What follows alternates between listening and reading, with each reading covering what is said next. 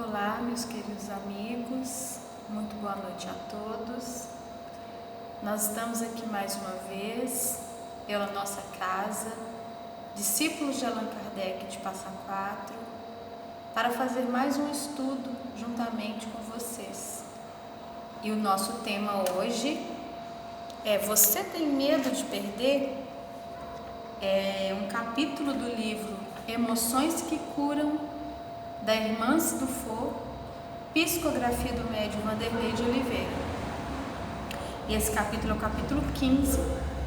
E para a gente dar início ao nosso estudo dessa noite, como sempre, eu convido a todos vocês a se interiorizarem, entrarem em contato com a espiritualidade maior, com Jesus, para que possamos todos abençoados dar início à nossa conversa. Amigo Jesus, guia e modelo para todos nós, seres ainda imperfeitos que habitam este planeta. Que a tua paz, o teu amor e a tua misericórdia estejam sempre conosco, guiando os nossos corações e principalmente os nossos atos.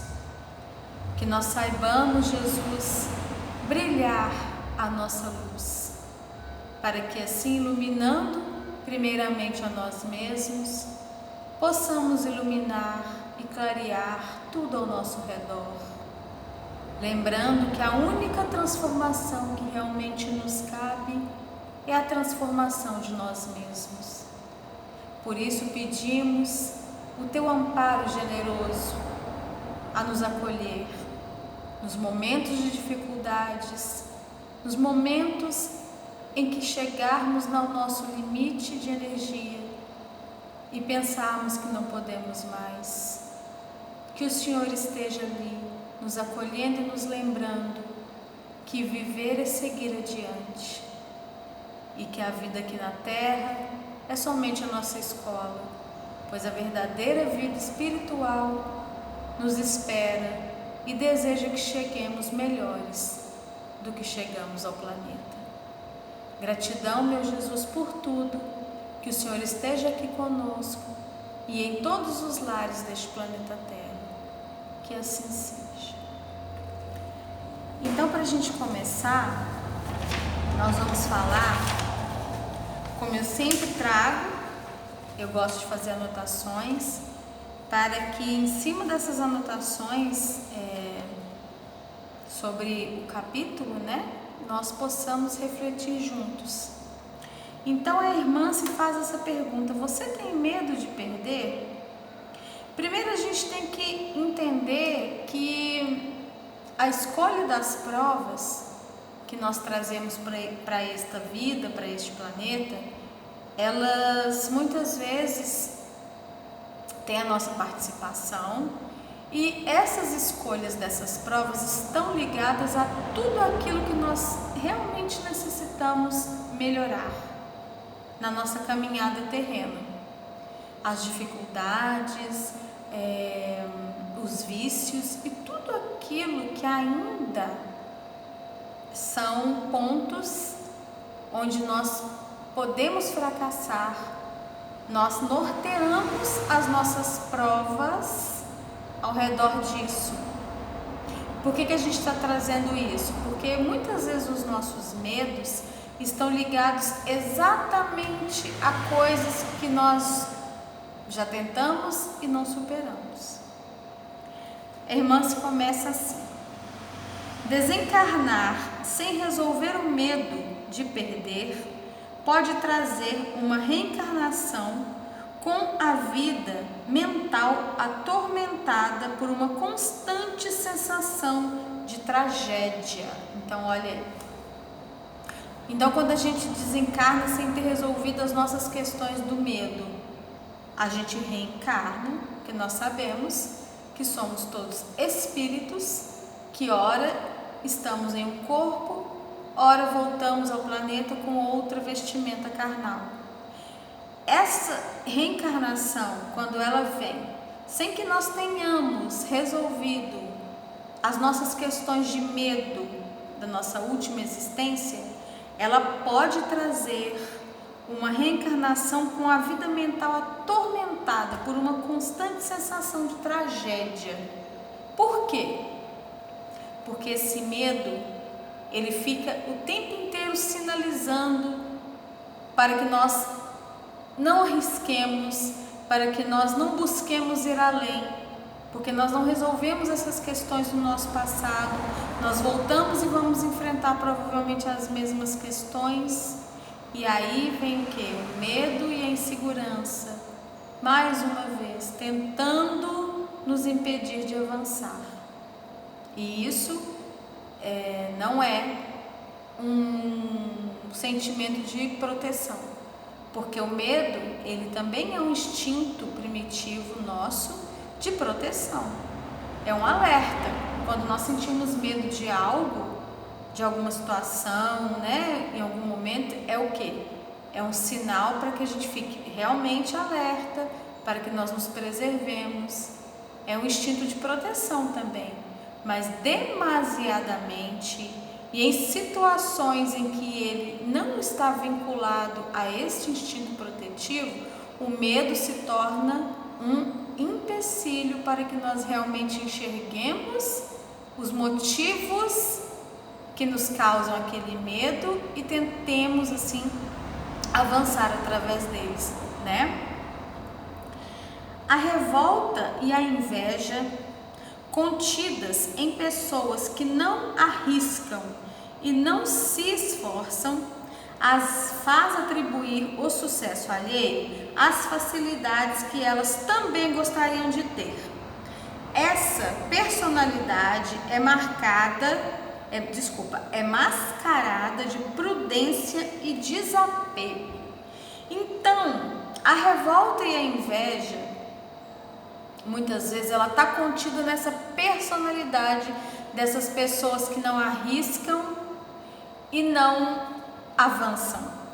Essas pessoas que elas não arriscam e não se esforçam, elas atribuem o sucesso alheio muitas vezes às facilidades. Então é uma pessoa que mascara essa falta de iniciativa, essa falta de esforço em prudência e desapego. Parece que ela tem muita prudência, que ela é uma pessoa que não se importa muito com as coisas ao redor, materialmente principalmente, mas na verdade isso ali tem por trás uma inveja, como a irmã se traz, uma revolta, porque ela gostaria de ter aquelas mesmas facilidades. Ela gostaria de não precisar muitas vezes se lançar, se arriscar totalmente, enquanto ela enxerga que o outro que faz isso está atribuído às facilidades, está atribuído a um contexto que ela gostaria de ter. E aí muitas vezes ela passa como uma pessoa prudente, uma pessoa desapegada, como colocou aqui, mas não é isso. No interior dela não é isso que está acontecendo. É essa revolta e essa inveja de querer que fosse diferente para ela. E aí traz assim, podem aparentar ser evoluídas espiritualmente, mas em verdade quase sempre sentem raiva e mágoa de si por não terem vencido seus medos. Então olha como que a gente não trabalhar os nossos medos em uma existência, arrastá-los conosco para uma nova existência e permanecer vinculados a esse medo pode nos trazer danos, pode nos trazer muitas vezes travas e traves no nosso caminho, que nós, se não começarmos a lançar luzes para esses medos, para resolver essas questões pessoais, nós vamos ter muitas vezes raiva e mágoa de nós mesmos, porque nós gostaríamos de resolver esse medo, mas não sabemos como. A gente se equivoca, traz para a revolta, para a inveja, para o comodismo e aparentamos muitas vezes que não, eu não me importo, não acho necessário, mas no fundo é medo. É medo de arriscar, é medo de botar à prova, é medo de enfrentar o medo. Tem a falsa ilusão de controlar pessoas e acontecimentos para evitar perdas. Então, uma pessoa que tem medo realmente de perder, a gente está falando aqui de uma personalidade de uma pessoa que tem medo, tá? E nós vamos trazer aqui que essa pessoa tem a falsa ilusão de controlar pessoas e acontecimentos para evitar a perda. Quantas vezes nós nos deparamos com esse sentimento? Não é verdade? Com aquela falsa ilusão de que nós temos o controle de algo, nós temos o controle de uma situação, e quando esse controle nos é tirado, qual que é a primeira sensação que vem? O medo. Exatamente o medo de não saber o que fazer, não saber lidar. Por quê? Porque nós temos essa falsa ilusão de que controlando pessoas do nosso convívio, controlando as pessoas que muitas vezes nos ameaçam e controlando acontecimentos, nós estamos evitando a perda. Mas não é bem assim. A vida é um fluxo, a vida é energia, acontecimento, e essa falsa ilusão de controle, porque nós não controlamos nada. Nós já tivemos oportunidade de trazer isso em outros estudos. A gente não controla nada, nós não temos controle das pessoas e muito menos das situações. Nós temos controle e devemos sim nos esforçar para controlar os nossos instintos, os nossos ímpetos e ter o controle sobre a nossa mente. O que eu estou alimentando o meu pensamento? O que eu estou nutrindo energeticamente a minha vida? Isso nós temos que ter controle, mas fora isso nós não controlamos nada. E essa falsa ilusão de controle para evitar a perda, muitas vezes ela é colocada exatamente à prova quando nós percebemos que não temos esse controle. Diante do medo de perder algo ou alguém, as perguntas que temos que nos fazer são duas perguntas. A primeira delas: o que essa pessoa ou esse recurso representa na minha vida mental? Então vamos lá.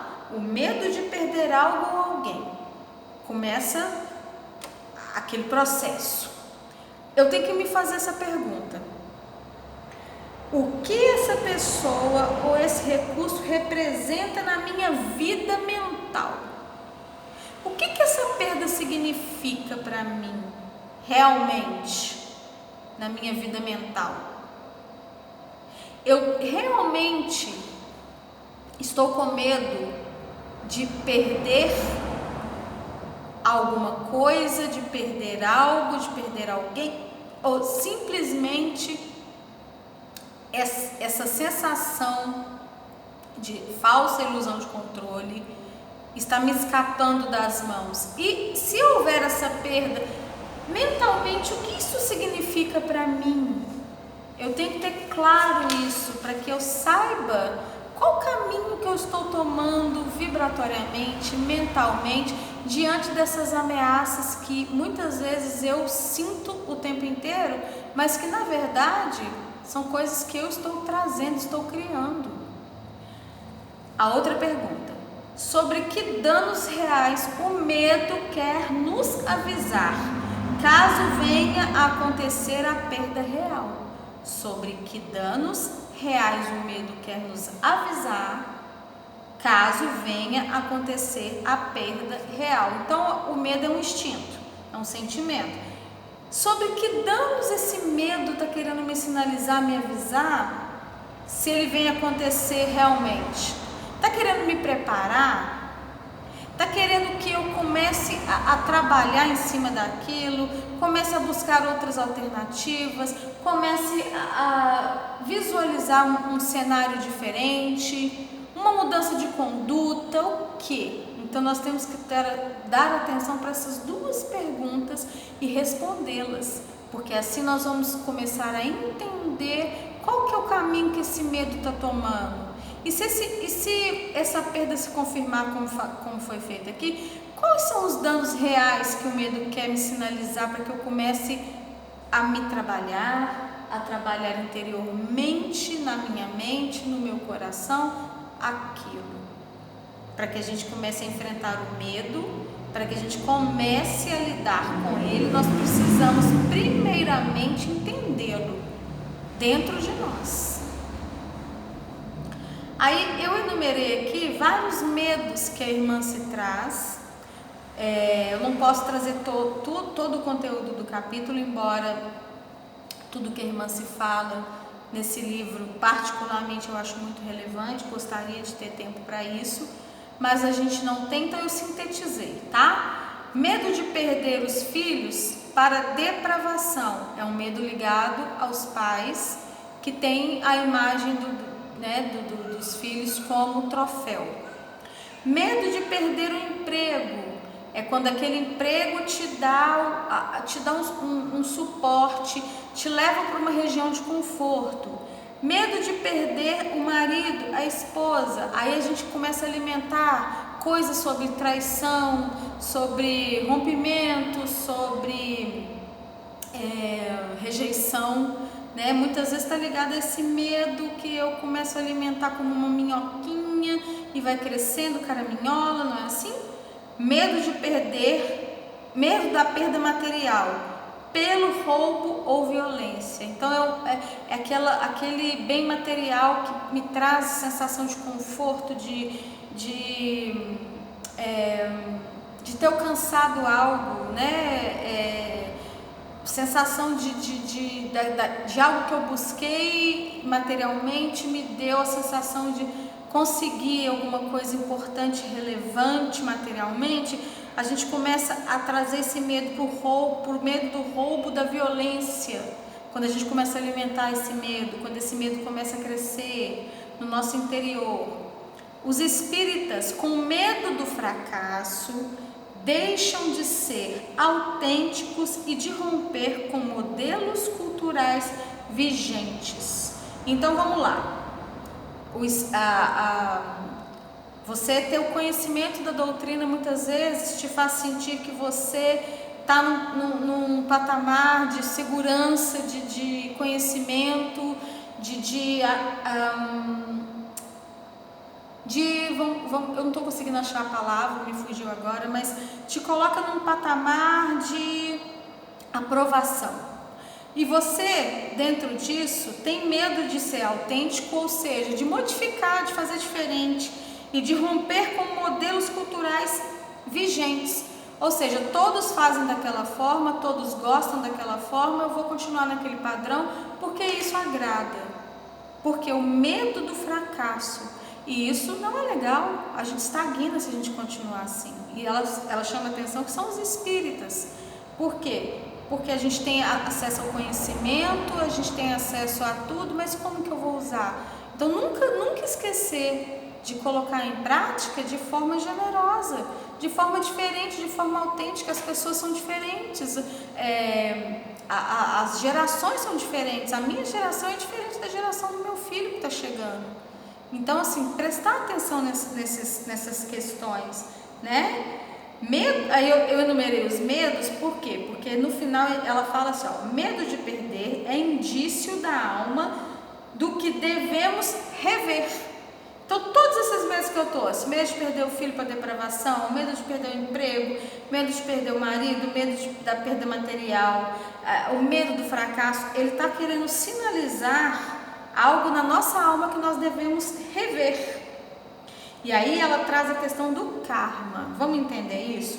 Ela fala assim, karma é isso, é enfrentar o nosso sombrio, entender-lhe as mensagens profundas e iluminá-las com novas respostas. Enfrentando o nosso karma interior, encontramos a luz que o medo pode estar nos indicando. Então esse medo, ele está nos indicando algo que nós precisamos trabalhar, iluminar e rever. É isso a proposta da irmã, que nós olhemos para o nosso medo com um holofote direcionado para ele, falando assim: o que esse medo está querendo me dizer? Qual que é o indício que esse medo está trazendo para minha alma, como ela fala aqui, né? O que esse medo pode estar nos indicando? Nós temos que prestar atenção para poder trabalhar em cima disso, né? No medo, aí ela traz as questões dos medos aqui, isso eu acho muito interessante e relevante a gente tocar no assunto. Olha, no medo do fracasso encontra-se os talentos para legítima vitória. Então, o medo do fracasso, o que ele está mascarando? E quando você lançar essa luz, lançar essa claridade para esse indício que ele está trazendo para a sua alma, qual que é o desabrochar disso? O medo do fracasso encontra-se os talentos para a legítima vitória. O medo da inutilidade está o recado de que você tem algo rico a realizar. O medo da inutilidade, sabe aquele medo de ser incapaz? Aquilo está sinalizando que na verdade você tem condições, que você deve ir atrás de coisas ricas a realizar. O medo da rejeição e abandono, eu acho que esse aqui é um traço assim, muito presente na nossa personalidade humana, né? O medo da rejeição e do abandono. Está o chamado para que você se aproxime mais de você, a questão do auto-amor, que Hermance traz isso na obra inteira, né? O auto-amor, é só através do auto-amor que nós conseguimos realmente nos compreender e avançar. Então, o medo da rejeição e do abandono está querendo dizer que a gente tem que se aproximar mais da gente, nos amar, nos conhecer, para que isso seja somente um reflexo. E aí, futuramente, nós consigamos lidar melhor com essas situações. O medo de perder está, no medo de perder, está o convite para deixar a vida fluir com o melhor que ela tem. Então, o medo da perda iluminado, vamos colocar assim, ele está nos convidando a deixar a vida fluir. Então, deixar as coisas acontecerem, não ficar ansiosos, porque no medo da perda também tem um pouco da ansiedade, da falsa ilusão do controle e de querer se precaver de tudo para que aquilo não aconteça, e não é assim que funciona. A gente tem que deixar a vida fluir, porque ela vai fluir. Com o nosso consentimento ou não, ela vai fluir. Mas é bem melhor quando nós estamos em paz, trabalhando em cima desses medos, para que ela flua e nós fluamos juntamente com ela. O medo da submissão está a força indicadora de sua capacidade independente. Então, o medo de ser submissa está te mostrando que você tem uma capacidade dentro de você de buscar essa independência. O medo de errar, que também é um medo muito comum, está o desejo de sempre aprender. Então, a pessoa que tem aquele medo de errar, na verdade, lançando um holofote, por que eu tenho tanto medo de errar? É porque eu quero aprender. É porque eu tenho capacidade de aprender. Então, eu vou buscar aprender, ao invés de ficar preso nesse medo de errar. Aí, para finalizar, eu trouxe aqui a última perguntinha que ela faz e lança sempre um recado otimista para a gente. Ela fala assim, ó: você tem medo de perder? Tome essa emoção como um convite da vida para voos inimagináveis de força, realização e paz. Então, você tem medo de perder? Olhe para esse medo, encara esse medo, toma ele como um convite, não importa qual seja a direção dessa perda, né? Como ela trouxe aqui várias, material, sentimental, mental, não importa. Tem medo de perder? Olha para esse medo. Tenta se aproximar e lançar uma luz sobre ele, para ver o que ele está te indicando, aonde você tem que trabalhar, para que esse medo não te paralise, para que esse medo não faça com que você passe uma vida inteira se tolindo, sendo que você tem condições de trabalhar em cima disso e buscar voos, como ela colocou. Que linda essa parte que ela fala isso, voos inimagináveis de força, realização e paz. Bom, é esse o conteúdo que a gente trouxe hoje para a gente analisar o medo. Como eu falei, essa obra, Emoções que Curam, ela é uma obra que todos nós deveríamos ler, reler, porque ela trabalha em cima de todos os nossos sentimentos de uma forma muito generosa, como a irmã se é, e nos dá direções de como modificar, de como melhorar aquilo. E para finalizar, eu vou ler aqui do Evangelho da Razão, que é psicografado pelo Wagner Gomes da Paixão e Espírito é o Leão Zalho, esse livrinho aqui. Uma frasezinha, que essa frase aqui vem casar com tudo que a gente está falando sobre encarar o medo, vislumbrar coisas diferentes e iluminar. Entender o que aquele medo da perda está querendo sinalizar para a gente. Está no capítulo 12, o Filho de Deus, do Evangelho segundo o Espiritismo, capítulo 12, sede perfeitos. Então a frase é: num corpo de carne ou sem ele, o Espírito tem a missão de acender a luz de Deus. Então, com essa mensagem e o meu desejo de que todos nós possamos acender a luz de Deus, primeiramente em nós, para depois acendê-las pelo caminho, eu me despeço de vocês, agradecendo mais uma vez, a gratidão de estarmos aqui para estudar e agradecer a generosidade de me ouvir e convido a todos para que façamos a prece de encerramento.